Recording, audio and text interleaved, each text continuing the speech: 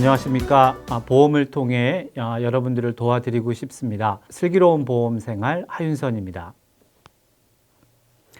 오늘은 자동차 보험 클레임과 관련해서 몇 가지 사례들에 대해서 좀 말씀을 나눠보도록 하겠습니다. 많은 고객님들이 제일 걱정하시는 부분들이 자동차 사고가 나고 클레임을 하면 보험료가 올라갈 것에 대한 걱정을 많이 하시는 것이 제일 일반적이에요. 그런데 이제 사고 유형에 따라서 얼마나 많은 클레임을 하게 되셨는지, 그리고 누구의 잘못이었는지, 그리고 어느 정도의 보상 금액이 지급되었는지 다양한 요소들에 의해서 결정이 됩니다. 클레임 횟수가 아주 많거나 아니면 내 잘못으로 인한 사고가 많아지거나 또는 단 한 번의 클레임이지만 아주 많은 양의 보상금이 지급된다면, 또는 보험에 가입한 지 얼마 되지 않아서 큰 사고가 나서 보험료를 많이 지급하게 되는 경우에는 보험료가 많이 올라가는 경우도 종종 있을 수 있습니다. 실제로 클레임과 관련해서 내 잘못이고 횟수가 많고 지급된 보험료가 많다면 그 다음에 내 보험료가 인상되는 것을 조금 준비하시고 각오하셔야 된다고 생각합니다.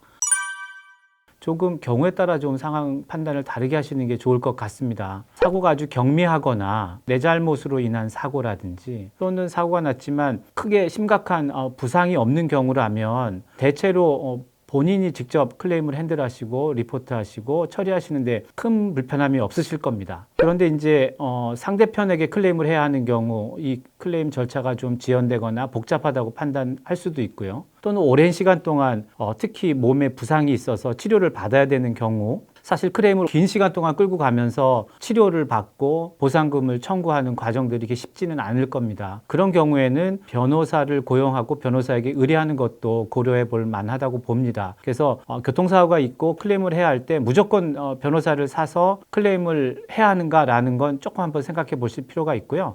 사항에 따라서 좀 적절하게 판단하시는 게 좋을 것 같습니다. 특히 변호사를 고용하게 되면 상대편 보험회사에 청구하는 일뿐만 아니고 보통 내가 가지고 있는 보험, 자동차 보험의 커버리지들도 적극 사용하려고 하는 경향들이 있습니다. 변호사님들이. 그렇게 됐을 때 내가 모르는 상태에서 내 보험을 청구해서 같이 청구 들어가는 경우들이 종종 발생하고 나중에 당황하는 경우들이 있으니까, 변호사에게 의뢰한 경우라면 특히 내 보험을 사용하게 됐을 때 사전에 서로 교감하고 상의하는 그런 절차를 좀 갖도록 하시는 것이 좋겠습니다.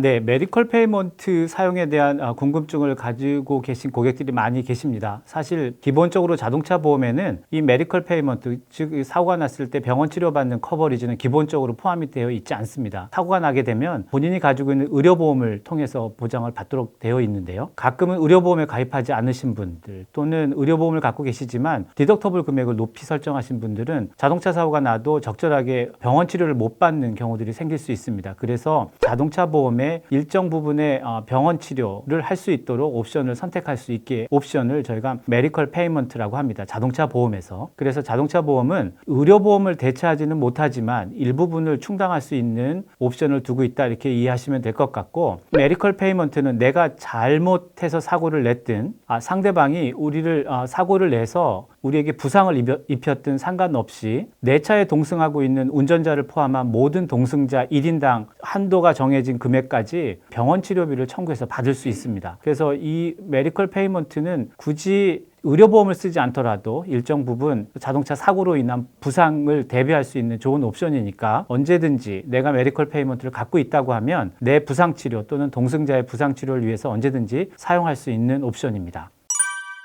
네, 보통 주차장에서 일어나는 사고는 공공도로, 퍼블릭이 아닌 사적인 프라이빗 영역 에어리어에서 났다고 가정을 해서 경찰들이 현장 조사를 꺼리거나 출동하지 않는 경우도 종종 있을 수 있고요. 또는 출동했다 하더라도 현장을 조사하고 정보를 교환하는 수준에서 사건을 이렇게 마무리하는 경우들이 있습니다.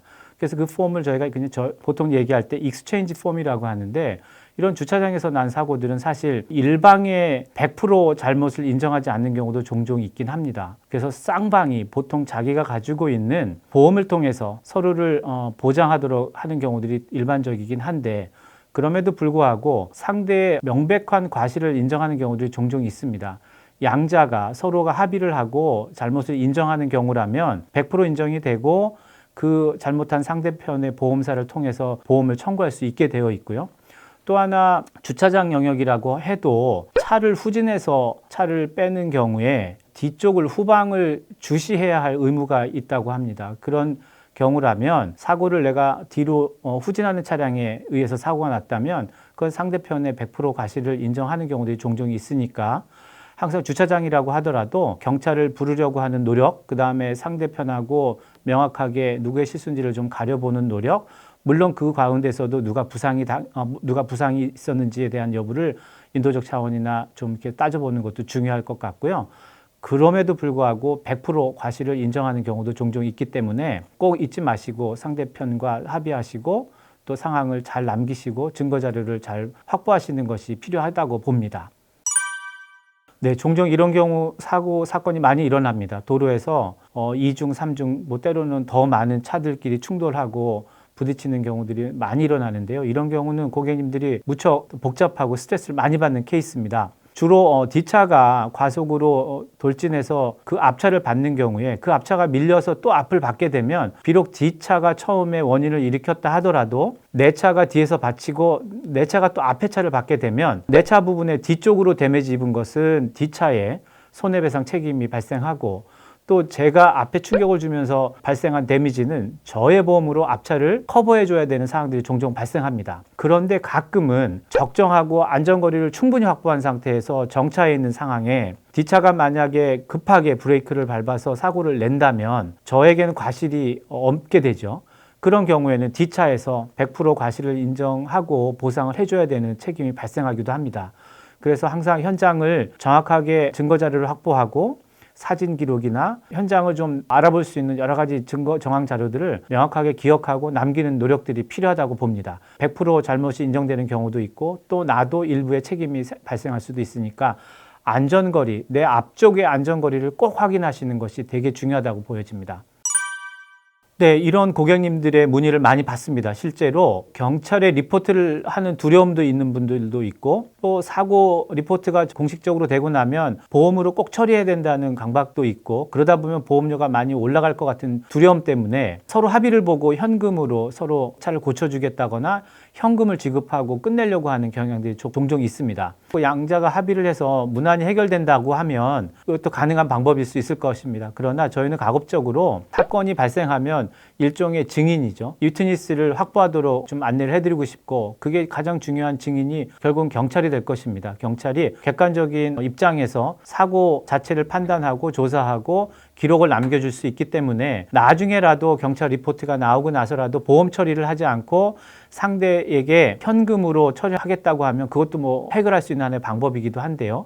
가능하면 경찰 리포트를 하고 보험 처리를 통해서 하도록 이제 말씀을 드리는 것이 일반적인 저희 추천 사항입니다. 그럼에도 불구하고 개인 간에 해결하겠다고 하면 양자 간의 신뢰의 문제 그리고 그 신뢰를 통해서 결과가 나오는 것에 대한 책임도 본인에게 있습니다. 종종 현금으로 처리하겠다고 서로 합의하고 나서 진전이 잘 되지 않음으로 해서 스트레스를 많이 받고 상대를 비난하고 나중에 갈등으로 이어지는 경우들이 종종 있기 때문에 가능하면 경찰 리포트나 증인이 확보되는 것을 먼저 우선으로 하시고 그 다음에 자체적으로 처리를 하시더라도 꼭 잊지 말고 현장을 증빙할 수 있는 기록들을 좀 남기시면 좋겠습니다. 클레임은 경찰 리포트를 했다고 해서 꼭 클레임이 자동으로 이루어지는 것은 아니거든요. 책임 있는 사람에게 보험 청구를 누군가는 클레임 신청을 해야 클레임이 성립이 되기 때문에 경찰을 꼭 불렀다고 해서 리포트가 바로 되는 것도 아니고요. 서로 합의 보고 보험 정보를 확인한 다음에